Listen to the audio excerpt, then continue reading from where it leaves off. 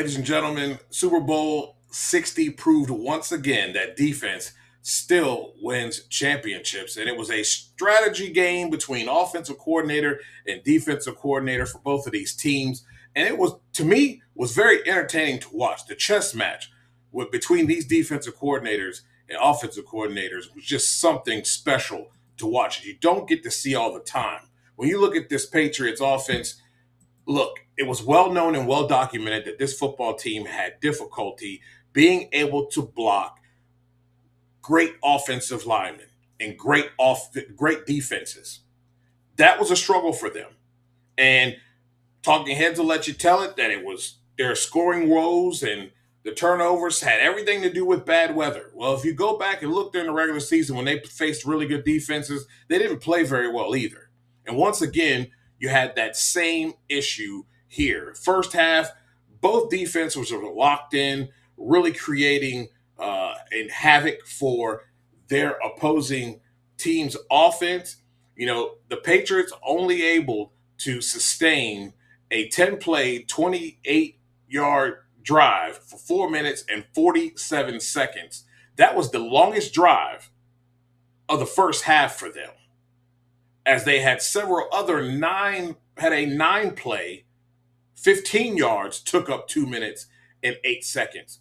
But that was about it in the first half when it came down to sustainable drives. And what was a big factor in this? Well, ladies and gentlemen, you can't give up. You can't give up sacks. And this Seattle Seahawks defense got 6 of those bad boys, and Will Campbell was part of that. Will Campbell allowed a career high of 14 pressures in Super Bowl 60 for a 26.9% pressure rate, tied for the most by an offensive lineman in a playoff game since 2018.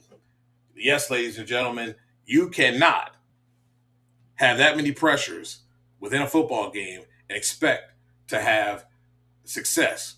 Josh McDaniels, having this team, did not decide to have any help for Campbell. No chipping, none of it. Let him go out there, and his man was fighting for his life and losing, and he wasn't willing to help him out. On the other side of the ball, and you look at the Seattle Seahawks offense, man, the deal here for them was being able to complete passes within the face of pressure. Now, this is only 1 sack on the day for the Patriots, but he was able to make plays within the confines of this offense. In the face of pressure, he had a 56.1% completion percentage when faced with a blitz. And that was the difference. There were some critical plays made with some throws over the middle, some throws, that one being to Jackson Smith and Jigma, being able to complete those critical plays, sustaining drives, and putting themselves in position to knock through the field goals. That helped. What was very, very it made me curious and really took me back was, here we are, we're in a 9-0 ball game going into the second half, right? And Josh McDaniels is calling plays like they're down 28-0. They still had opportunities to get back in this football game. They had opportunities to be able to put together some drives and be able to put some points on the board. And they just were unable to do it until it was way too late. Had some opportunities in the third quarter. They couldn't sustain anything more than a 5-play drive. I think the longest play in that second half was 5 plays, 9 yards. Not going to work. You get to the fourth quarter, and that's when they were able to put up a touchdown late here to Hollins. And I tell you, how that play happened was they had a little bit of run going. Some of that was from Drake Maye. Caught the corner looking in the backfield, and over the top. He was wide open on the backside. And I think if they were able to allow this offense to open up, not have gotten away from the run, utilize Drake Maye, and Drake Maye utilizing his being able to flee the pocket and get some yards, I think you probably would have seen a different ball game in the second half. Unfortunately, that did not happen. So, what are three takeaways that we can take away from this Super Bowl for both of these teams? Well, there's one thing I saw when we're talking about New England and Drake Maye.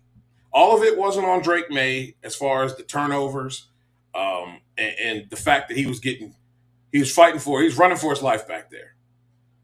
But what we did notice is Drake Maye has to learn how to be able to beat zone coverage. That's all Seattle did, except for on third and long plays where they were setting you up to basically say, we're going to send the house.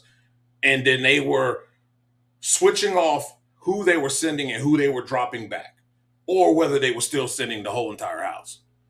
That's the only time he was not facing zone coverage. And there were several times where he had a tight end leaking just outside of the zone, had a nice pocket, could have thrown it right there on an out route, decided to eat it. He had a receiver with inside the zone, right inside the pocket there. All he had to do was get it over the linebacker. It would have been fine. He had plenty of room. He decided to eat it or chuck it for nothing. He's got to learn to be able to beat zone coverage because that's going to be his Achilles heel until he works on that craft to not allow that to be an Achilles heel for him. When you look at the other side of the ball, they need a second wide receiver outside of Jackson Smith and Jigba. But with this defense and a quarterback in Sam Darnold that just simply is going to do his best not to screw it up, look, we could be talking about a team that could come back and at least challenge for the Super Bowl next year.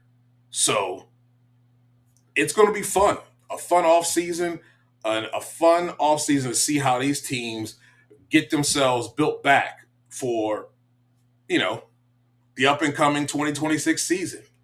But for now, the Seattle Seahawks are your reigning, defending, undisputed Super Bowl 60 champs, and they will be looking to run it back in 2026. For Sports Journey, I'm Dujane Bland.